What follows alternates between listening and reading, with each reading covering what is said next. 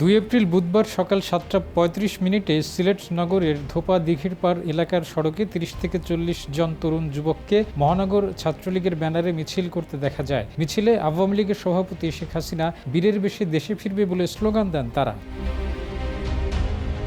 সিলেট নগরের ঝটিকা মিছিলের অভিযোগ এনে নিষিদ্ধ সংগঠন ছাত্রলীগের সাবেক ও বর্তমান 8 নেতাকর্মীকে গ্রেপ্তার করেছে পুলিশ। বুধবার রাতে তাদের নগরের বিভিন্ন এলাকা থেকে গ্রেপ্তার করা হয়। যমুনা ইলেকট্রনিক্স ঈদে ডাবল খুশি অফার সিজন 3, যে কোনো পণ্য কিনলেই পাচ্ছেন নিশ্চিত ঈদ উপহার। পুলিশ জানিয়েছে, মিছিলের পরপরই পুলিশ অংশগ্রহণকারীদের শনাক্তের চেষ্টা চালায়। পরে রাতে মিছিলে অংশ নেওয়া ছাত্র সংগঠনের বিভিন্ন পর্যায়ের 8 জন নেতাকর্মীকে গ্রেপ্তার করা হয়।